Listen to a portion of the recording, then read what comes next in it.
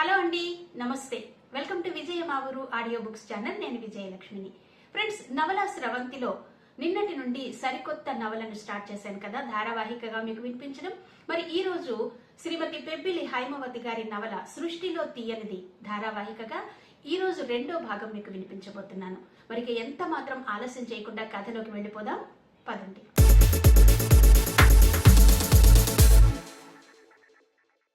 సూర్య వెళ్లిన మరునాడు రంగారావు కొలీగ్స్ కొన్ని పేపర్స్ పట్టుకుని వచ్చారింటికి. వాళ్లను చూడడంతోనే జానకమ్మ కంటి వెంట జలజల జారాయి కన్నీళ్లు.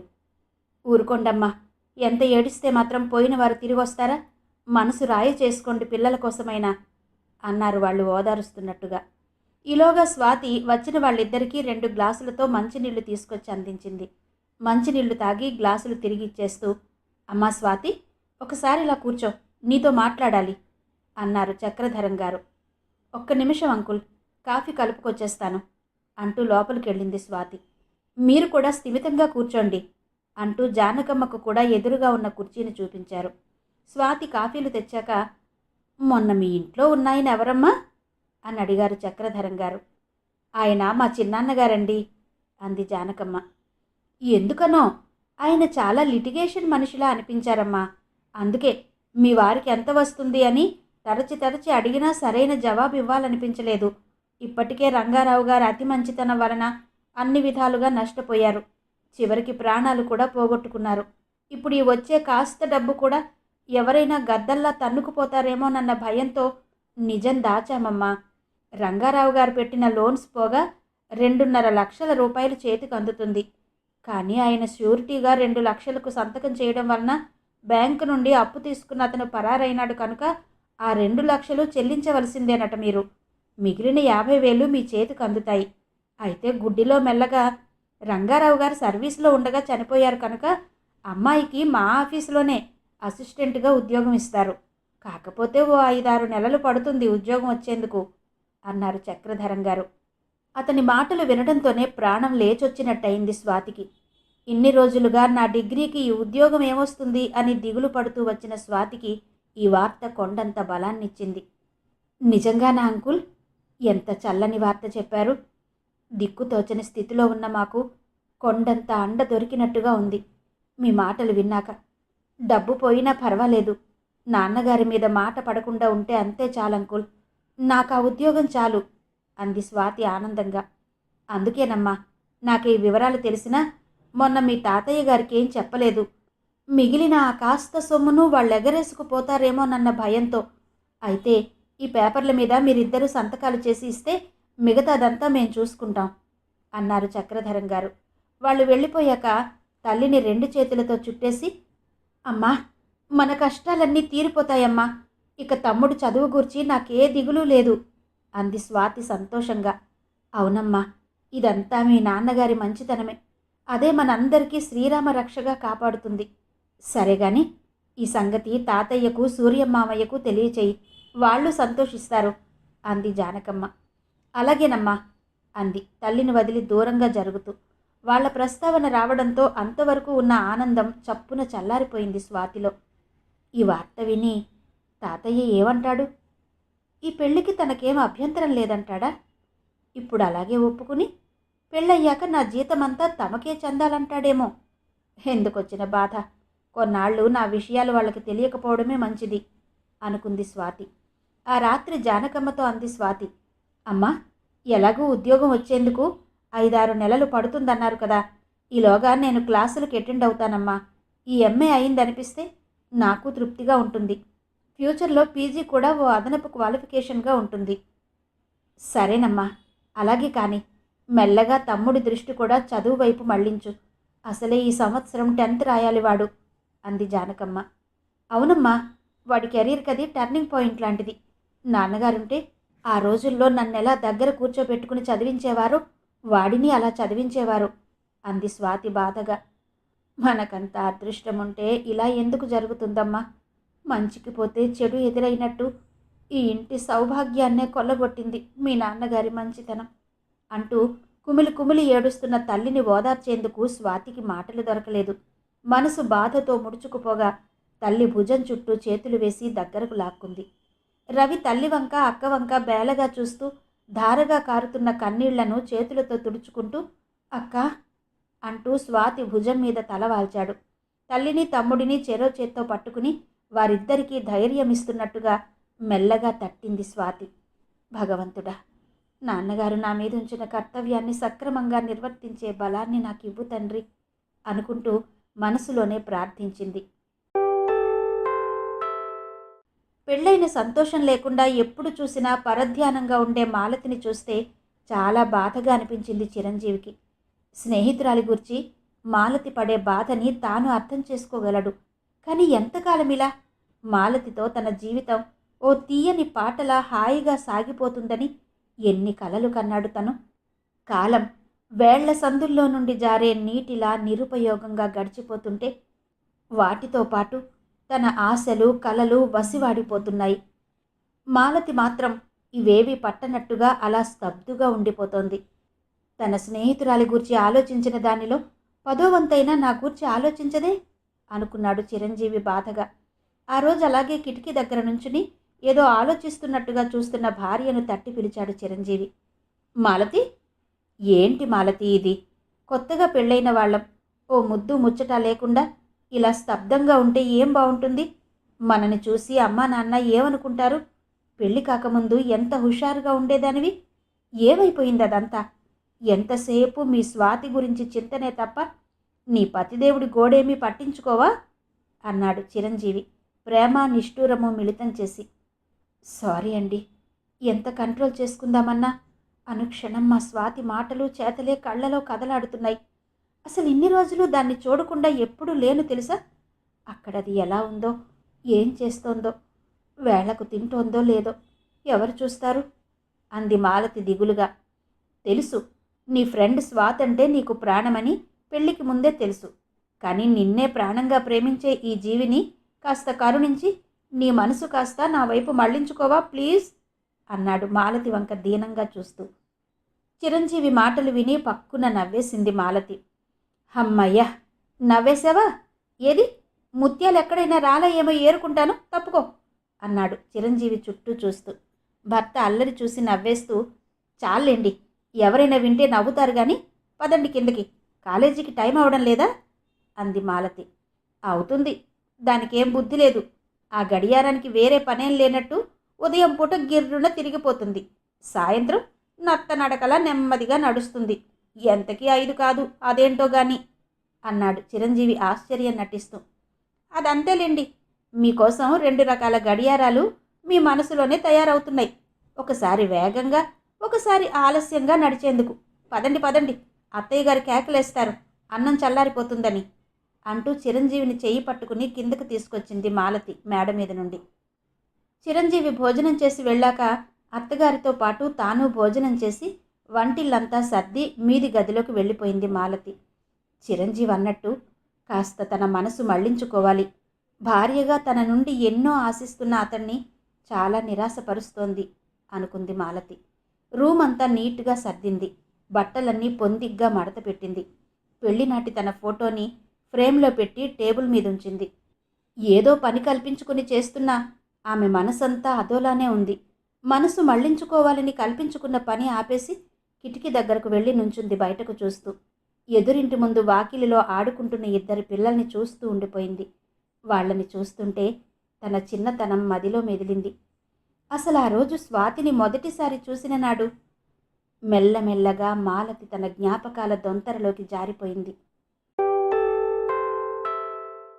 రంగారావు గారికి సంవత్సరం మధ్యలో ట్రాన్స్ఫర్ కావడంతో స్వాతిని స్కూల్లో చేర్చడం పెద్ద సమస్య అయిపోయింది. మంచి కాన్వెంట్లో ఎక్కడా సీటు దొరకలేదు. ఆఫీసులో చాలామంది ఆర్వెల్ స్కూల్ మిగిలిన వాటిలో కాస్త బెటర్, మీ అమ్మాయిని అక్కడ జాయిన్ చేయండి అని సలహా ఇచ్చారు. పోనీలే, ఇది బాగానే ఉంది, ఈ స్కూల్ అయితే మేముంటున్న ఇంటికి కాస్త దగ్గరగా కూడా ఉంటుంది అనుకున్న రంగారావు స్వాతిని ఆర్వెల్ స్కూల్లో జాయిన్ చేసేందుకు నిశ్చయించుకున్నాడు. ఆ స్కూల్ ప్రిన్సిపల్ సంవత్సరం మధ్యలో ఎలాగండి అడ్మిషన్ అని గొణుగుతూ బిల్డింగ్ ఫండ్ పేరిట కొంత డబ్బు డొనేషన్ కట్టించుకుని తమ స్కూల్లో ఉచితంగా ఉదారంగా సీటిస్తున్నట్టుగా స్వాతిని అడ్మిట్ చేసుకుంది. ప్యూన్ వచ్చి స్వాతిని క్లాస్ రూమ్లో దిగివిడిచి వెళ్ళిపోయాడు. కొత్తగా చేరిన స్వాతి బెరుకుగా చూస్తూ లోపలికొచ్చింది. అయితే ఎవరికి వారే కొత్తగా చేరిన స్వాతిని తమ జట్టులో చేర్చుకోవాలని తాపత్రయపడిపోతూ తమ పక్కన చోటు చేసి కూర్చోమని చూపించసాగారు. మాలతి కూడా అందరిలాగే తన పక్కన కూర్చోమని స్వాతికి చోటు చూపించుకుంది. మాలతి వేసుకున్న బట్టలు కొంచెం పాతబడి మాసిపోయి ఉండడంతో స్వాతి ఆమె పక్కన కూర్చునేందుకు ఇష్టపడలేదు. ఆ వెనక బెంచిలో ఉన్న లీల పక్కకు వెళ్ళి కూర్చుంది. లీల మిగతా అందరి వైపు గర్వంగా చూసింది. దాంతో మాలతి ముఖం చిన్నబోయింది. లీల ఆడంబరాలకిచ్చిన ప్రాధాన్యత చదువుకివ్వదు. ఎప్పుడూ 10 మంది పిల్లలను వెంటేసుకుని వాళ్లకు చాక్లెట్లు, ఐస్ క్రీంలు కొనిపెట్టి తన చుట్టూ తిప్పుకుంటుంది. తన మాట వినని వారిని ఏదో విధంగా ఏడిపించి ఆనందం పొందుతూ ఉంటుంది. మాలతి అందుకు పూర్తి వ్యతిరేకంగా ఉంటుంది. ఏది ఉన్నా లేకపోయినా చదువులో ఎప్పుడూ ఫస్ట్ ర్యాంక్ మాలతిదే. స్వాతి యావరేజ్ స్టూడెంటే అయినా లీలతో స్నేహం వలన వచ్చింది కూడా మరిచిపోయే పరిస్థితి ఏర్పడింది. అందులోనూ సంవత్సరం మధ్యలో చేరడంతో జరుగుతున్న పాఠాలను అందుకోలేకపోయింది. టీచర్ క్లాస్లో పాఠం సీరియస్గా చెప్తుండగా లీలా, స్వాతి పుస్తకం అడ్డు పెట్టుకుని ముందు రోజు చూసిన సినిమా కథ చెప్పుకుంటున్నారు. వాళ్ల గుసగుసలను గమనించిన టీచర్ ఇద్దరిని నించోమని తానంతవరకు చెప్పిన పాఠం ఎంతవరకు అర్థమైందో చెప్పండి అంటూ ప్రశ్నించింది. టీచర్ హఠాత్తుగా అలా నించోబెట్టి ప్రశ్నించడంతో ఇద్దరూ తెల్లముఖం వేశారు. దాంతో అదే ప్రశ్నను మాలతిని అడిగారు. వెంటనే మాలతి టీచర్ అడిగిన ప్రశ్నకు చక్కగా జవాబు చెప్పింది. వెంటనే టీచర్ తన అలవాటు ప్రకారం జవాబు చెప్పని ఇద్దరికీ మాలతితో చెరో దెబ్బ వేయించారు. అలా చేస్తే తోటి పిల్లలతో క్లాసులో దెబ్బలు తినడం అవమానంగా భావించి మరెన్నడూ క్లాసులో పాఠం చెబుతుండగా కబుర్లు చెప్పరని, చదువును నిర్లక్ష్యం చేయరని ఆ టీచర్ నమ్మకం. అయితే ఆ విధంగా వాళ్ళిద్దరినీ కొట్టమనడంతో లీలని మాత్రం మామూలుగా కొట్టిన మాలతి తన జట్టు చేరలేదనే ఉక్రోషంతో తన బలమంతా ఉపయోగించి స్వాతి చెంప మీద కొట్టింది. ఆ దెబ్బకి స్వాతి లేత బొగ్గ వాత తేలి ఎర్రగా కందిపోయింది. అది చూసిన టీచర్ మనస్సు చివుక్కుమంది. కానీ కొట్టమన్నది తానే గనుక అప్పటికేమీ అనక మౌనం వహించినా ఆ తర్వాత మాలతిని చాటుకు పిలిచి చివాట్లు వేసింది. దెబ్బ కొట్టడమైతే కొట్టింది గాని స్వాతి చెంప మీద తేలిన వాత చూశాక ఎంతో భయం వేసింది మాలతికి. ఆ పైన టీచర్ కూడా తిట్టడంతో ఇంకా భయపడింది ఏం జరుగుతుందోనని. ఆ మరునాడు స్వాతి స్కూలుకు రాలేదు. 3వ రోజు స్వాతికి జ్వరంగా ఉన్నట్టు లీవ్ లెటర్ పంపడంతో పాటు ప్రిన్సిపల్ గారి రూముకు మాలతిని పిలిపించారు. రంగారావు కూడా అక్కడ ఉండడం గమనించిన మాలతి మరింత భయపడిపోయింది. రంగారావు ఎదుటే ప్రిన్సిపల్ చెడామడా తిట్టడంతో వెక్కి వెక్కి ఏడుస్తున్న మాలతిని చూస్తే రంగారావుకి జాలి వేసింది. అనవసరంగా వచ్చాను. అసలు ఆ అమ్మాయి తప్పే ఉంది. స్వాతి సరిగ్గా చదవకే కదా ఇదంతా వచ్చింది అనుకున్నాడు. చివరకు తానే ప్రిన్సిపల్కి సర్ది చెప్పి మాలతి భుజం తట్టి వెళ్ళిపోయాడు. టీచర్లు అంతటితో తమ బాధ్యత తీరిపోయినట్టుగా వదిలేశారు విషయాన్ని. కానీ మాలతి మాత్రం ఇంటికి వచ్చినా అలా బాధపడుతూనే ఉండిపోయింది. అన్నం కూడా తినకుండా. నా మూలంగానే స్వాతికి జ్వరం వచ్చింది అన్న అపరాధ భావంతో. ఎప్పుడూ చలాకీగా ఉండే చెల్లెలు అలా దిగులుగా ఉండడం గమనించిన కమల, మాలా, ఎందుకలా ఉన్నావు? మీ టీచర్ గారు ఏమైనా అన్నారా? లేక క్లాసులో ఎవరైనా కొట్టారా? అడిగింది లాలనగా. ఆ మాటలకు చల్లగాలి తగిలిన మేఘంలా భోరున ఏడ్చేసింది మాలతి. ఏడుస్తూనే జరిగిందంతా చెప్పింది. అలా అంత గట్టిగా స్వాతిని కొట్టినందుకు కమలకి కూడా బాధనిపించినా అప్పటికే చేసిన దానికి ఏడుస్తున్న మాలతిని ఏమీ అనలేక, సరే జరిగిందేదో జరిగింది. నువ్విప్పుడు వాళ్ళ ఇంటికి వెళ్ళి ఎలా ఉందో చూసిరా. జరిగిన దానికి సారీ చెప్పిరా. వెళ్ళు అంది కమల. అమ్మో, నాకు భయం. నేను తననంత గట్టిగా కొట్టానని వాళ్ళమ్మ వాళ్ళకి చెప్పి నన్ను కొట్టిస్తుందేమో అంది మాలతి గుండెల మీద చేతులుంచుకుని భయంగా. ఏం కొట్టించదు. చూడ్డానికి నువ్వు అలా వెళ్లడంతోనే సగం కోపం తగ్గిపోతుంది. మిగతా సగం నువ్వు క్షమించమనడంతో పోతుంది అంది కమల అభయమిస్తున్నట్టుగా. కమల ఇచ్చిన ధైర్యంతో మనసు చిక్కబట్టుకుని స్వాతి ఇంటికి వెళ్ళింది మాలతి. కానీ వాకిట్లో కుక్క భౌమంటూ మీదకు రావడంతో గేటు దగ్గరే ఆగిపోయింది జంకుగా. అలా ఎంతసేపు ఉండేదో. ఈలోగా స్వాతి తల్లి జానకమ్మ కుక్క అరుపు విని బయటకొచ్చి మాలతిని చూసింది. ఉదయం స్కూలుకు వెళ్ళి మట్టి కొట్టుకుపోయిన బట్టలతోనే ఇంటికొచ్చిన మాలతిని చూసి జానకమ్మ ముఖం చిట్లిస్తూ, ఎవరు కావాలి అంది విసుగ్గా. మాలతి బితుకు బితుకుమనే గుండెలతో నేలవైపు చూస్తూ, స్వాతి, నిన్న ఈరోజు స్కూల్కి రాలేదు, చూసిపోదామని వచ్చాను. స్కూల్కి ఎలా వస్తుంది? ఎవరో రాలుగాయి పిల్ల మా స్వాతి చెంప పగలగొట్టేసింది. దాంతో పిచ్చి పిల్ల బెంగపడి జ్వరం తెచ్చుకుంది అంది జానకమ్మ. ఆ కొట్టింది తానేనని చెప్పే ధైర్యం లేక, ఇప్పుడు ఎలా ఉందండి, ఒకసారి చూడొచ్చా అంది మాలతి మర్యాద ఉట్టిపడుతున్న గొంతుతో. వేసుకున్న బట్టలు బాగా లేకపోయినా మాలతి మాట తీరు నచ్చింది జానకమ్మకు. తమ ఇల్లు స్కూల్కి దగ్గరే కనుక స్కూల్ అయ్యాక ఆటల కోసం అందరినీ వెంటబెట్టుకొస్తూ ఉండేది స్వాతి. తాను పెట్టినవన్నీ తినేసి హాయిగా ఆడుకుని వెళ్ళిన వాళ్లలో ఏ ఒక్కరూ స్వాతిని చూడ్డానికి రాలేదు. ఈ పిల్ల ఎప్పుడూ తమ ఇంటికి రాకపోయినా స్వాతికి బాగాలేదని తెలిసి రావడంతో జానకమ్మ మనసు మెత్తబడిపోయింది. స్వాతి కోసం వచ్చావా? రామ్మా లోపలికి, అదిగో ఆ గదిలో పడుకుంది వెళ్ళు అని ఎంతో మృదువుగా అంటూ లోపలికి ఆహ్వానించింది జానకమ్మ తన చిరాకునంతా మరచిపోయి. మాలతి స్వాతి దగ్గరకు వెళ్ళి స్వాతి అంటూ తన పిలుపు తనకే వినబడనంత మెల్లగా పిలిచింది. ఆ పిలుపుతో మెల్లగా కళ్ళు తెరిచిన స్వాతి ఎదురుగా మాలతి కనిపించడంతో ఆశ్చర్యపోయింది. అంతలోనే తనని అంత గట్టిగా కొట్టింది కదా అన్న కోపంతో ఎందుకొచ్చావు అంది. స్వాతి అలా కోపంగా అడిగేసరికి మాలతికి దుఃఖం ముంచుకొచ్చింది.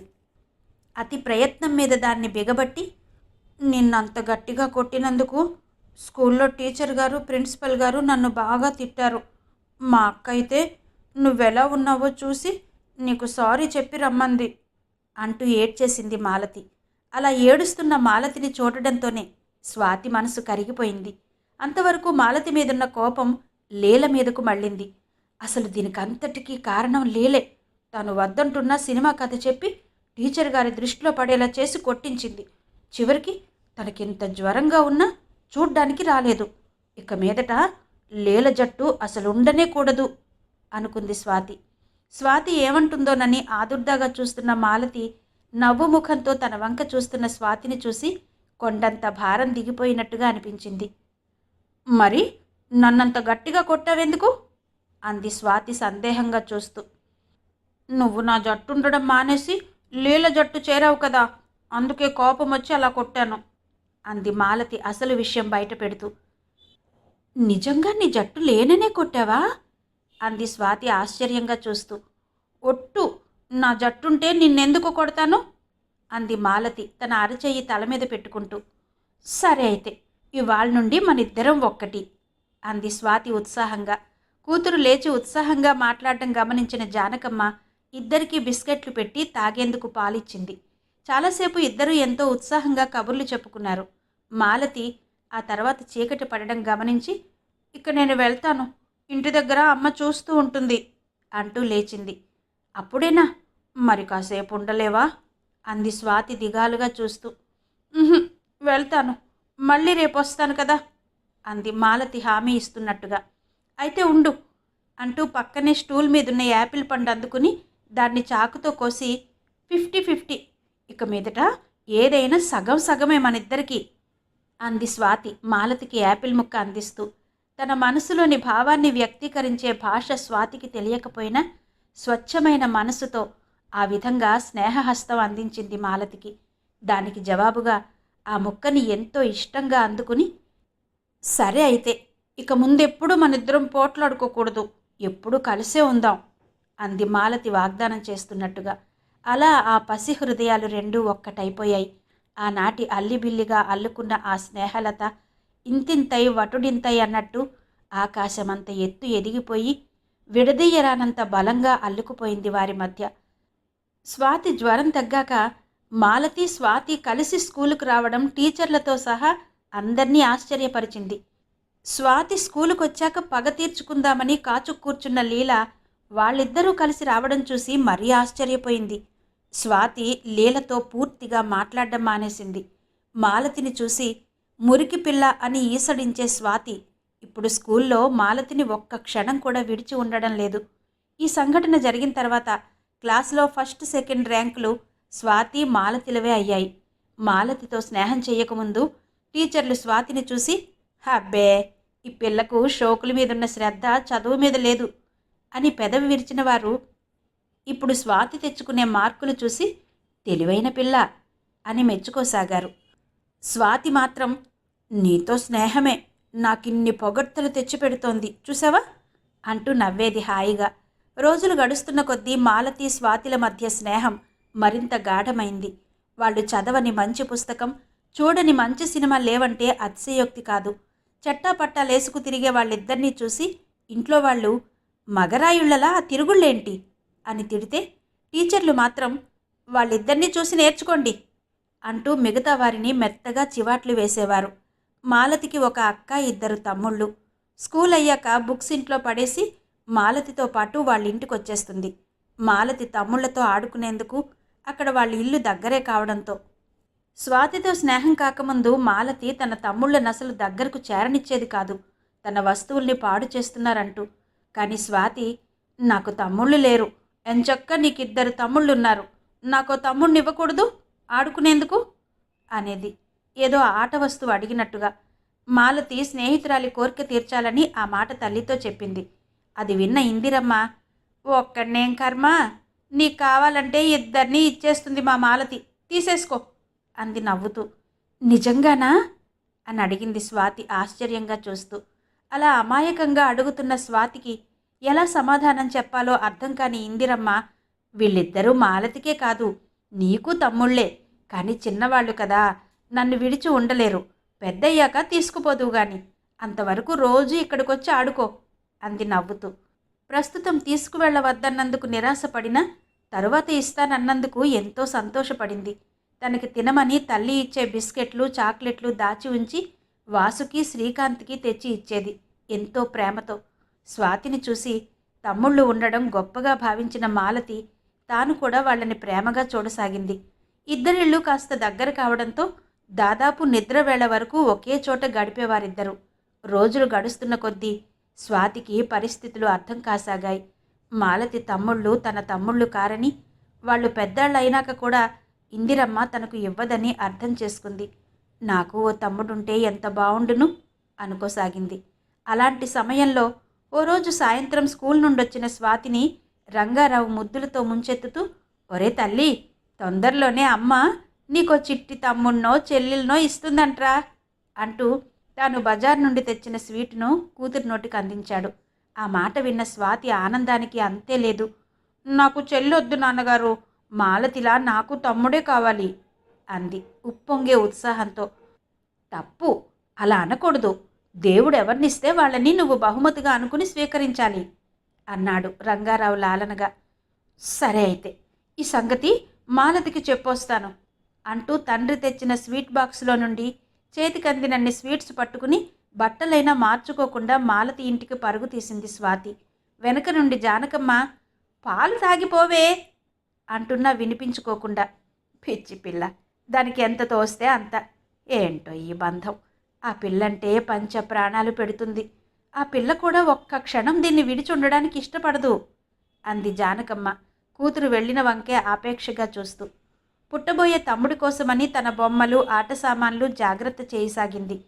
నేను మా తమ్ముడు గాని చెల్లి గాని పుడితే ఇలా ఆడిస్తాను, అలా ఆడిస్తాను అంటూ స్వాతి చెప్పే కబుర్లన్నీ ఎంతో ఆసక్తిగా వినేది మాలతి. వాళ్ళ కబుర్లు ఎలా ఉండేవంటే, వాడు పుట్టిన వెంటనే తమతో ఆటలకు వచ్చేస్తాడు అన్నట్టుండేవి. జానకమ్మ పండంటి మగపిల్లవాడికి జన్మనిచ్చింది. వాడి బుల్లి బుల్లి కాళ్ళు చేతులు చూసి ఎంతో ఆశ్చర్యపోయేది స్వాతి. వాడు నవ్వినా ఏడ్చినా, అటు ఇటు కదిలినా ఏదో అపురూప దృశ్యంలా చూస్తుండేది. వాడిని విడిచి బడికి వెళ్లాలన్నా స్వాతి ఇష్టపడేది కాదు.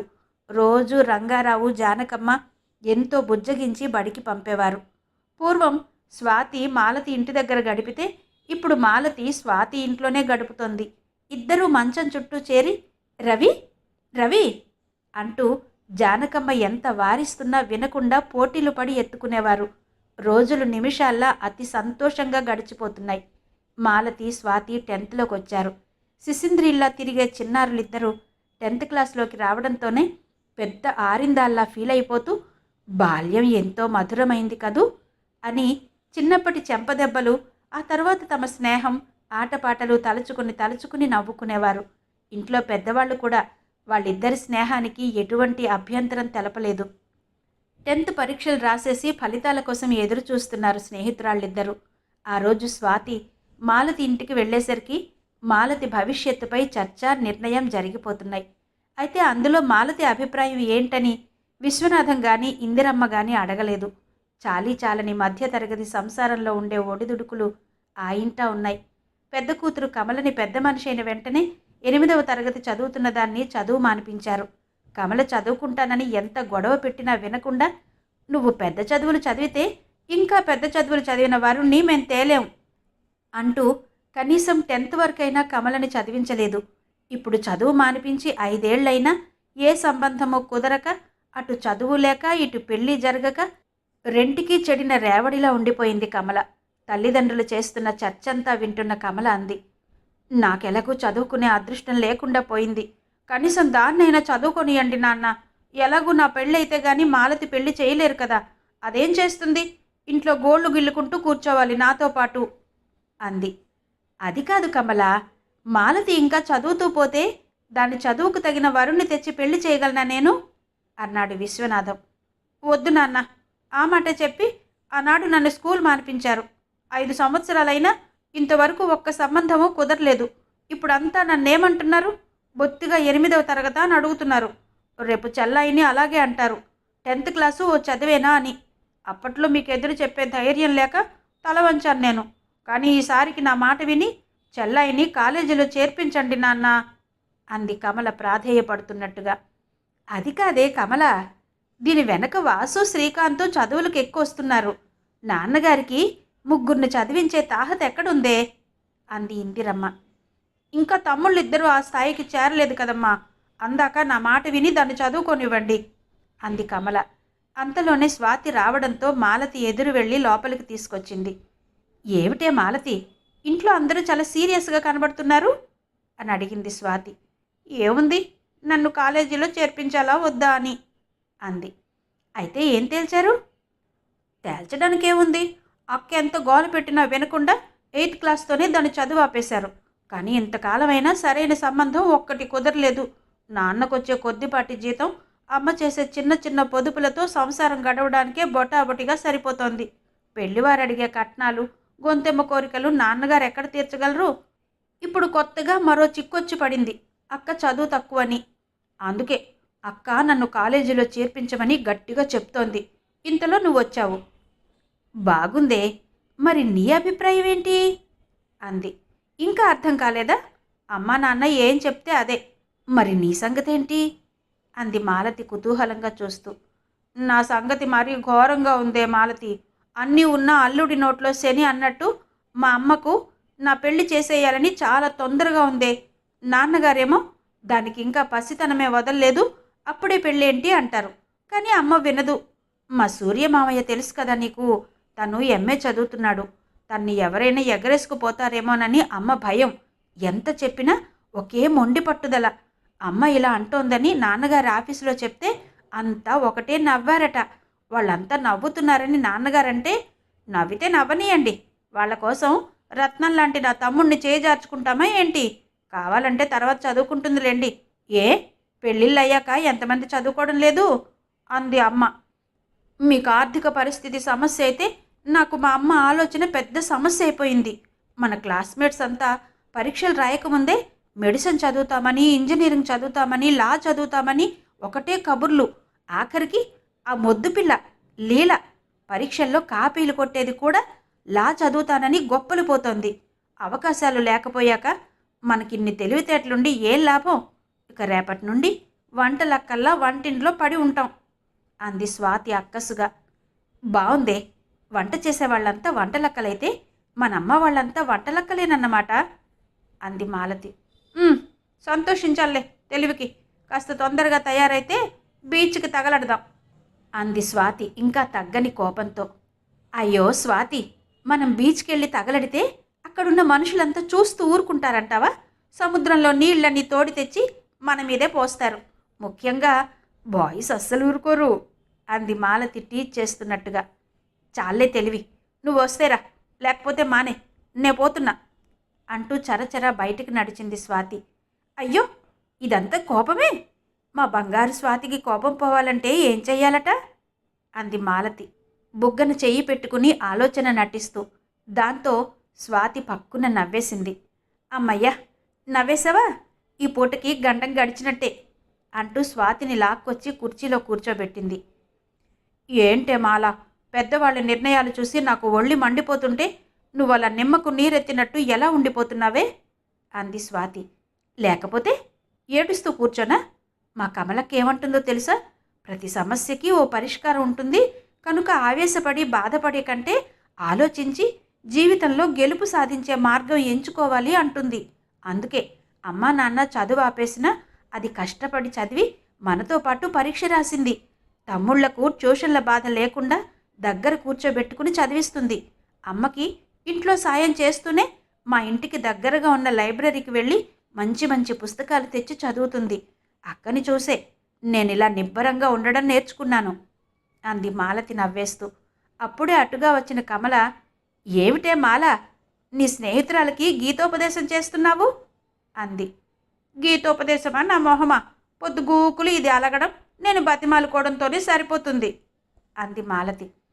అది అలాగే అంటుంది కానీ అక్క, ఇంతకీ మాలతి చదువు విషయం ఏం తేల్చారు అంది స్వాతి. అతి కష్టం మీద చదివించడానికే ఒప్పించానమ్మా అంది కమల నవ్వుతూ. ఏమో అక్క, నాకు కాలేజీలో చేరి చదవాలని లేదు ఇంకా అంది మాలతి. అదేమిటే, అంత కష్టపడి నేను ఒప్పిస్తాను, ఇప్పటిదాకా చదువుకుంటానని ఏడ్చి రాగాలు పెట్టావు కదే, ఇంతలోనే ఏమైంది అంది కమల ఆశ్చర్యంగా చూస్తూ. అవునే, చదివిస్తానంటుంటే హాయిగా చదువుకోక అంది స్వాతి కూడా ఆశ్చర్యపోతూ. అదంతే, నీకు లేని చదువు నాకెందుకు అంది మాలతి ప్రేమగా స్వాతి వంకే చూస్తూ. స్వాతి స్నేహం కంటే తనకి చదువు ఎక్కువ కాదన్నట్టుగా ఎంతో తేలికగా చదవనని చెప్పేసింది. అంతవరకు కాలేజీలో చేరి చదువుతానని తల్లిదండ్రుల దగ్గర హఠం చేసిన మాలతి స్వాతి చదవదనగానే తాను మానేస్తానంది. ఏమిటే మాలతి, నా కోసం చదువు ఆపేస్తావా? ఎందుకే, నేనంటే నీకింత ప్రేమ అంది స్వాతి చమరించిన కళ్ళతో స్నేహితురాల వంక ఆప్యాయంగా చూస్తూ. కాదా మరి, నువ్వే అంటుంటావు కదా జీవితంలో కష్టమైన సుఖమైన మనిద్దరికి 50-50 అని, కనుక నీకు లేని ఏ ఆనందమూ నాకొద్దు అంది మాలతి స్నేహితురాలి చెయ్యి పట్టుకుని ఉద్వేగంగా. ఎంత మంచిదానివే నువ్వు అంది స్వాతి ఆర్ద్రత నిండిన గొంతుతో. స్వాతి ఇంటికి వచ్చిన మాలతి మాటలే మనసులో మెదలసాగాయి. నేనంటే మాలతికి ఎంత ఇష్టం, నా కోసం చదువు కూడా మానేస్తానంటోంది. ఈ సూర్యమావయ్య లేకపోతే వాళ్ళింట్లో ఒప్పుకున్నందుకు హాయిగా ఎంచక్కా కాలేజీలో చేరి చదువుకునేవాళ్ళం అనుకుంది. స్వాతికి బాగా చదువుకోవాలన్న ఆశ ఒక్కటే కాదు, తన చిన్నారి తమ్ముడు రవిని విడిచి వెళ్లాలనే బెంగ ఒకవైపు అయితే, ప్రాణానికి ప్రాణం లాంటి మాలతికి దూరంగా ఉండడం అనే విషయాన్ని అసలు భరించలేకపోతోంది. మాలతి ఎంత తేలిగ్గా చెప్పేసింది, నేను చదవకపోతే తాను కూడా చదవనని. పరిస్థితులకు అనుగుణంగా నడుస్తున్నట్టు కనిపించే మాలతి అవసరమైతే దేన్నైనా ఎదిరిస్తుందన్నమాట. నా కోసం, స్నేహం కోసం చదువు కూడా మానేస్తానంది. అంటే దానికి నా పైన ఎంత ప్రేమ! ఇంత మంచిదాన్ని స్నేహితురాలిగా పొందడం నిజంగా నా అదృష్టమే. వెంటనే స్వాతికి తమ ఇంగ్లీష్ టీచర్ స్నేహం గురించి అన్న మాటలు గుర్తొచ్చాయి. Friendship is rainbow between two hearts. ఈ మాటలు ఎంత నిజం! నిజంగా మా స్నేహం ఇంద్రధనస్సు లాంటిదే కదా అనుకుంది స్వాతి. జానకమ్మ భర్తను ఒప్పించి సూర్యని రప్పించింది. సూర్య ఎంఏ ప్రీవియస్ పరీక్షలు రాశాడు ఆ సంవత్సరమే. అక్కగారి ఆంతర్యం అర్థమైనా ఏమీ ఎరగనివాడిలా తిరుగుతున్నాడు సూర్య. గతంలో సూర్య ఎప్పుడు వచ్చినా వెంట వెంటే తిరుగుతూ కబుర్లు చెప్తుండే స్వాతి ఈసారి సూర్య వచ్చిన దగ్గర నుండి తప్పించుకు తిరుగుతోంది. అంతకుముందు స్వాతిపై ఎలాంటి అభిప్రాయం లేని సూర్యకి యవ్వనం తెచ్చిన కొత్త శోభలతో అప్పుడప్పుడే రేకులు విచ్చుకుంటున్న గులాబీ లాంటి స్వాతి సౌందర్యం కట్టిపడేసింది. యవ్వన ప్రాంగణంలో అడుగిడిన పసితనం ఛాయలు వీడని స్వాతి లేడిపిల్లలా గంతులేస్తూ తన తమ్ముడు రవితో పాటు ఆడుకుంటున్న స్వాతి రూపం మరింత ఆకట్టుకుంది సూర్యని. తన భయాల్లో తానుండడం వల్ల సూర్య తనని గమనిస్తున్నాడనే ఆలోచన గాని, అతడిని చూడాలనే కుతూహలం గాని స్వాతిలో కలగలేదు. అసలు అలాంటి యవ్వన సహజమైన కోరికలు ఆమెలో లేనే లేవు. తన చదువుకు ఆటంకంగా మారిన సూర్య స్వాతి కంటికో విలన్లా కనిపించడంతో సూర్యని తప్పుకు తిరుగుతోంది.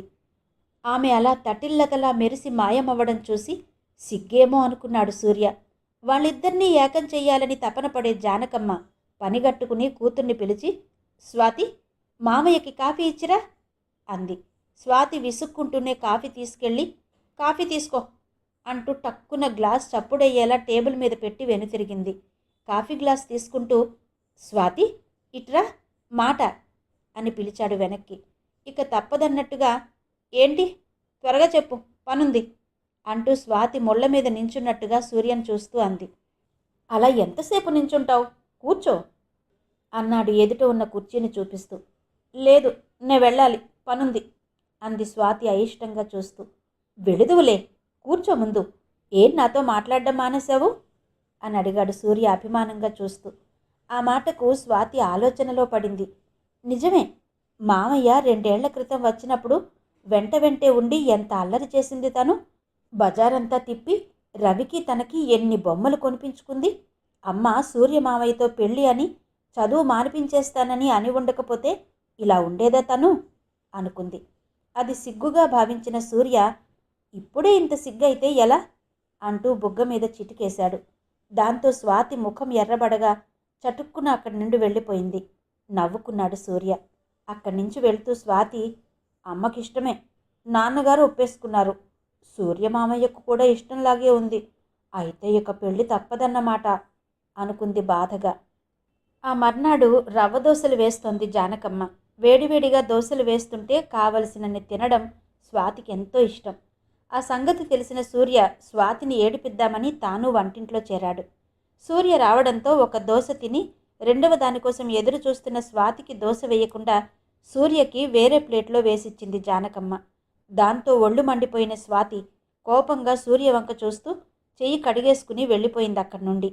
అల్లుడికి మర్యాదలు చేయడంలో మునిగిపోయిన జానకమ్మ కూతురి విషయాన్నంతగా పట్టించుకోలేదు. ఆ సాయంత్రం బీచ్కు వెళ్దాం రమ్మన్నాడు సూర్య. ఉదయం కోపం ఇంకా తగ్గని స్వాతి నేను రానంటూ మొండికేసింది. కూతురి మొండితనం చూసి చిరాకేసిన జానకమ్మ గట్టిగా గద్దించడంతో నేనసలు వెళ్ళనంటే వెళ్ళను అంటూ ఏడుస్తూ లోపలికి వెళ్ళిపోయింది. తానేదో సుడిగుండంలో చిక్కుకున్నట్టు తన్నెవరో రక్షించేవారు లేరు అన్న భావన కలగ్గా గదిలో మంచం మీద పడి వెక్కి వెక్కి ఏడ్చింది. సూర్య స్వాతి వెంటే గదిలోకొచ్చాడు. ఏడుస్తున్న స్వాతిని ఆశ్చర్యంగా చూస్తూ, స్వాతి, ఎందుకు ఏడుస్తున్నావు అని అడిగాడు. ఏం లేదు మావయ్య అంది అక్కడి నుంచి లేవబోతూ. ఏం లేకుండా ఎవరైనా ఏడుస్తారా, నాకు చెప్పవా అంటూ లాలనగా అడగడంతో, ఏడవక ఏం చేయను, నేను చదువుకుంటానని ఎంత చెప్తున్నా వినకుండా అమ్మ వాళ్ళు పెళ్లి చేస్తానంటున్నారు, మీరంతా ఒప్పేసుకున్నారు అంది వెక్కుతూనే.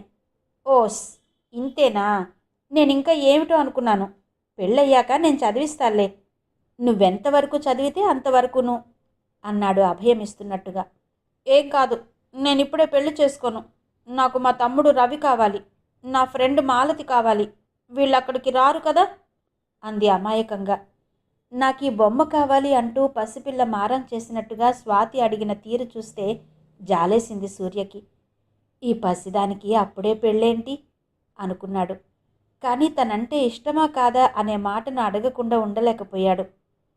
పోనీ పెళ్ళి ఇప్పుడిప్పుడే చేసుకోవద్దులే, మరి నేనంటే ఇష్టమేనా నీకు అని అడిగాడు సూర్య మృదువుగా స్వాతి చెంపలను రుమాలుతో అద్దుతూ.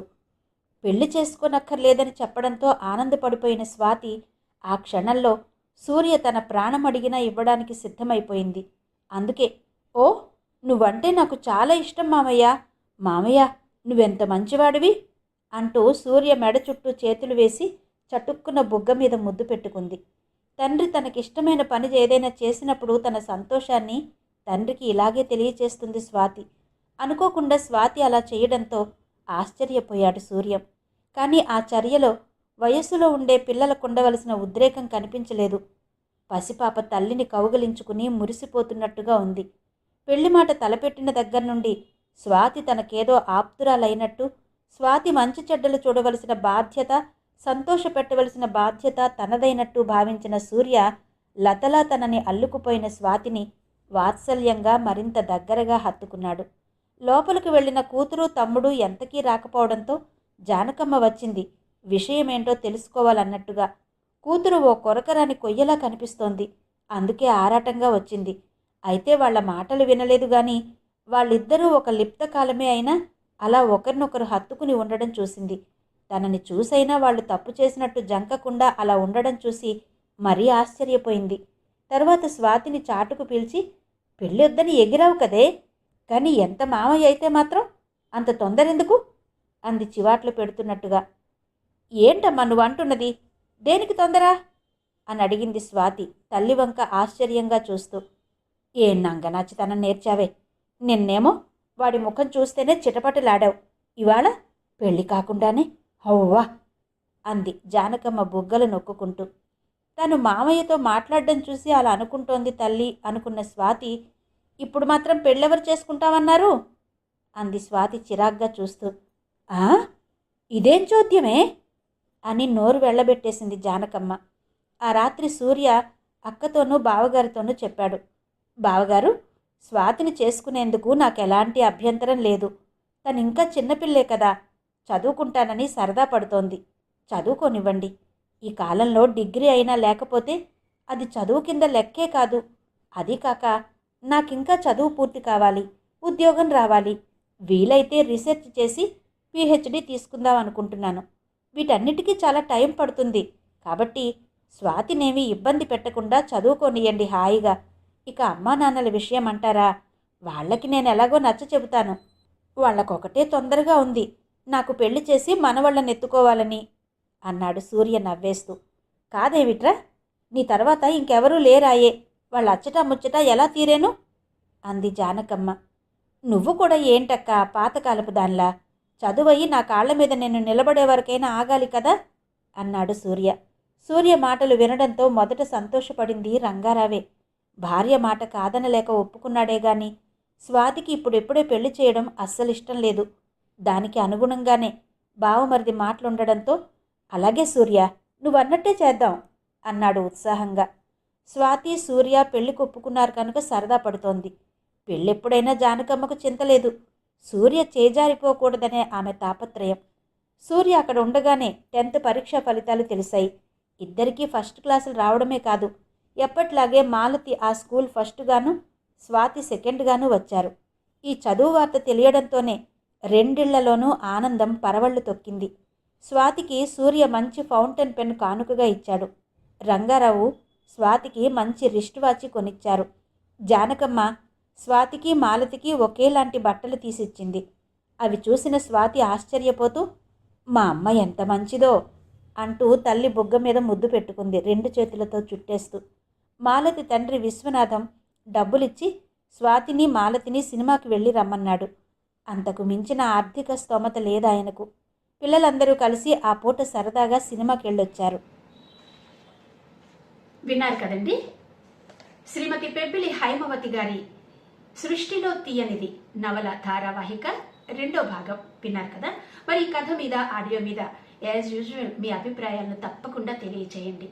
మీ అభిప్రాయాల కోసం ఎదురు చూస్తూ రేపటి భాగంతో మళ్ళీ మీ ముందుంటాను. రేపు సరిగ్గా 7:15 సృష్టిలో తీయనిది నవల ధారావాహిక 3వ భాగం మీ ముందుకు తీసుకొస్తాను. అంతవరకు సెలవు, నమస్తే.